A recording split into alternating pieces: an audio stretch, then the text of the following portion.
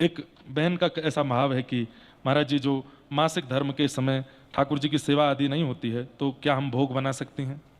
वैसे तो नियम ऐसा है कि रसोई घर में भी प्रवेश नहीं करना चाहिए, क्योंकि जिस घर की रसोई में ठाकुर जी की प्रसादी बनती हो वहां प्रवेश नहीं करना चाहिए। अच्छा, आपको एक बात कहूं, इससे आप कभी भी विचलित मत हुआ करिए कि ये क्रिया में हमको ठाकुर जी से दूर क्यों रखा जाता है। ये बहुत बड़ा बलिदान है माताओं के द्वारा। आपको पता है क्यों होता है ये धर्म? सुनाते हैं थोड़ी सी कथा, ध्यान से सुनना। देवताओं के गुरु थे विश्वरूप, जिन्होंने नारायण कवच की रचना की। जो नारायण कवच 2-3 दिन हम लोगों ने खूब पाठ किया, सबको आनंदित किया। तो नारायण कवच किस लिए लिखा गया था? देवताओं की दैत्यों से रक्षा के लिए नारायण कवच लिखा गया था। परंतु विश्वरूप जो देवताओं के गुरु थे, ये दैत्यों के भांजे भी लगते थे। तो मामा के संबंध होने के नाते कभी कभी यज्ञ करते करते दैत्य आते और आके कहते, ओ भांजे राजा क्या कर रहे हो? बोले कि कुछ नहीं मामा जी, ये देवता लोग सब हमारे शिष्य हैं, इनका बल वर्धन कर रहे हैं। तो दैत्य कहते, हम भी तुम्हारे मामा हैं, थोड़ी हम पे भी कृपा किया करो। तो विश्वरूप कहते, वो तो ठीक है, लेकिन आप मेरे शिष्यों के शत्रु हो, आपका बल कैसे बढ़ाऊं? बोले, हम तुम्हारी माता जी के भाई हैं, थोड़ी हम पे भी कृपा करो। क्योंकि विश्वरूप की जो माता जी थी वो दैत्यों की बहन थी। तो एक बार मामाओं के लोभ में आकर के, थोड़ा संबंधी भाव आकर के, एक दिन उन्होंने दैत्यों के लिए भी यज्ञ किया। और संभवतः उसी दिन इंद्र अपने गुरुदेव के दर्शन करने के लिए आए। तो जैसे ही इंद्र दर्शन करने के लिए आए, देखा कि क्या हो रहा है, गुरुदेव तो दैत्यों का बल बढ़ा रहे हैं, दैत्यों के लिए यज्ञ कर रहे हैं। तो इंद्र को क्रोध आया और अपनी तलवार निकाल करके सर धड़ से अलग कर दिया गुरुदेव का ही। गुरु हत्या लग गई किसको? इंद्र को। गुरु हत्या भी लगी और ब्रह्म हत्या भी लगी, क्योंकि ब्राह्मण है। ध्यान से सुनिएगा। अब तो ये तो बहुत गलत हुआ, सबने आके बहुत डांटा भी इंद्र को, ये क्या किया तुमने? बोले, ये चुपके से जो है दैत्यों का बल बढ़ा रहे थे। बोले, कुछ भी कर रहे थे, तुम्हारे गुरु हैं, गुरु के प्रति इतना बड़ा अपराध? गुरुद्रोह लगा है तुमको और ब्राह्मण द्रोह भी लगा है। अब तुम स्वर्ग की गद्दी पर नहीं बैठ पाओगे। तब ब्रह्मा जी ने कहा कि भाई, इतनी जल्दी दूसरा इंद्र कैसे बने? क्योंकि इंद्र बनने के लिए बहुत अश्वमेध यज्ञ और आदि आदि जिसके होते हैं, वही इंद्र की पदवी पर बैठ सकता है। और अगर राजा की पदवी पर कोई है नहीं, कोई राज्य यदि राज्य शून्य हो जाए तो उस राज्य पर पड़ोसी और जो शत्रु हैं वो आक्रमण कर देंगे। समझ रहे हैं ना बात को? अब इंद्र स्वर्ग की राज्य गद्दी पर नहीं बैठ सकता। क्यों? क्योंकि उसको ब्रह्म हत्या लगी है, उसको गुरु हत्या लगी है। तब सब लोगों ने क्या क्या करें, अब इंद्र दूसरा इतनी जल्दी कैसे मिलेगा? तो बोले, इसी को बैठाना पड़ेगा, लेकिन अभी इस पर ब्रह्मत्या लगी है, वे कैसे होगा? तब कहा कि अगर कोई इनकी ब्रह्मत्या अपने ऊपर ले ले तो इंद्र ब्रह्मत्या विहीन होकर के राज्य गद्दी बैठ सकते हैं। और इंद्र ने भी प्रस्ताव जारी किया कि जो मेरी ब्रह्मत्या को अपने ऊपर लेगा, मैं उसको वरदान भी प्रदान करूंगा। तब सबसे पहले उस ब्रह्मत्या को स्वीकार करने के लिए पृथ्वी आगे आई। तो पृथ्वी में जहां कहीं भी ऐसा बोलते हैं कि जो रक्त वर्ण की जो मिट्टी दिखाई देती है वो ब्रह्मत्या का दोष है। लेकिन इंद्र ने उनको वरदान प्रदान किया कि आप में कितने भी गड्ढे हो जाएं, अपने आप भर जाया करेंगे, आप कभी गड्ढों से युक्त नहीं रहोगी, ये मेरा वरदान है।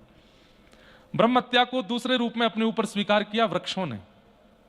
तो किन्हीं किन्हीं वृक्षों की टहनी या डाल या पत्ते तोड़ने पर जो उसमें से श्वेत दुग्ध प्रकट होता है, वो ब्रह्मत्या का स्वरूप है। लेकिन वृक्षों को इंद्र ने वरदान प्रदान किया कि आपको कोई काट दे, जड़ से ना काटे, बीज से काट दे, तो आप पुनर्जागृत हो जाओगे, पुनर्जन्म हो जाएगा। तीसरा ब्रह्मत्या को अपने ऊपर लिया जल। तो जहां कहीं भी जल में फेन प्रकट होता है, झाग हो जाते हैं, उसको ब्रह्मत्या का दोष माना जाता है। और जल को इंद्र ने वरदान दिया कि आप सबके स्वरूप को बनाने वाले होगे, आप किसी के स्वरूप को बिगाड़ोगे नहीं। और चौथा ब्रह्मत्या को अपने ऊपर लिया विश्व की माताओं ने।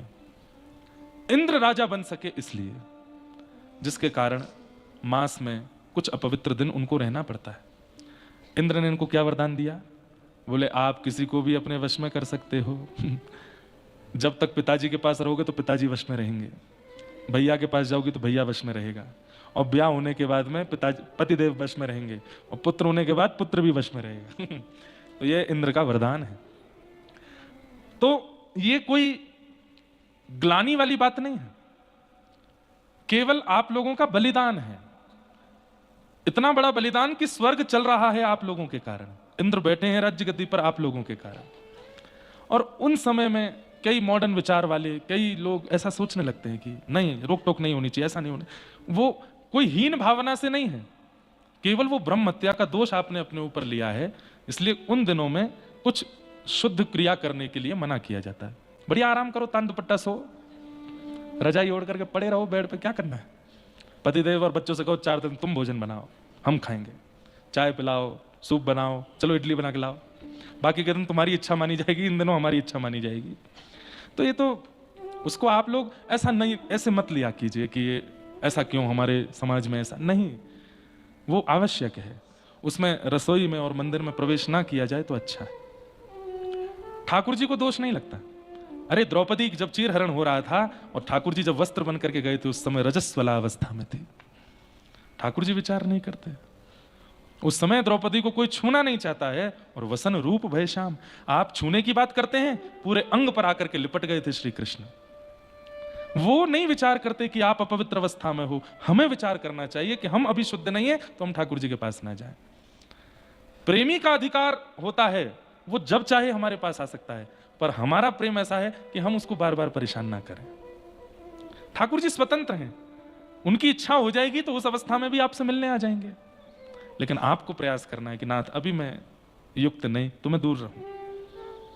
तो जिन माता जी का ये भाव है कि हमारे घर में नैवेद्य बना सकते हैं, बनाना तो नहीं चाहिए, क्योंकि उन दिनों आपको अपनी तरफ से शुद्धता का ध्यान, रसोई में भी नहीं जाना चाहिए। पतिदेव को कहो जाओ बनाओ कुछ, पतिदेव कहेंगे 8 बजे ऑफिस जाना होता है तो 4 बजे उठो, हम भी रोज 5 बजे उठ के तुम्हारा टिफिन लगाती हैं, अब इन 4 दिन तुम उठो। ऐसी योजना बननी चाहिए घर में।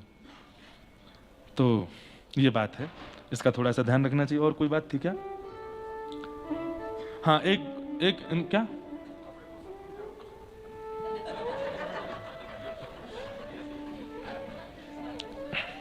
कुछ मत करिए, ये भी पतिदेव से ही करवाइए। पंडित जी कह रहे हैं कपड़े धो सकती हैं, झाड़ू पोछा कर सकते हैं, कुछ नहीं करना है, तान दुपट्टा सो। हाँ, ये भी पतिदेव ही करेंगे, ये भी बालक बच्चे ही करेंगे। ये है अब पुरानी वाली सोच। काय को करे, जब भाई ठाकुर जी की सेवा में परहेज है तो बर्तन मांजना आदि कुछ नहीं करना है। बर्तनों में भी तो प्रसाद ही पाया जाएगा, वस्त्र पहन के भी तो मंदिर जाया जाएगा, क्यों धोए हम? कुछ स्पर्श नहीं करेंगे। हैं? वॉशिंग मशीन में भी पति डाल के आएगा, नहीं डालने जाएंगे। मतलब कुछ तो कराओ, नहीं कराना हमें कुछ भी। जब मंदिर में प्रवेश नहीं है, रसोई में प्रवेश नहीं, तो कहीं भी प्रवेश नहीं।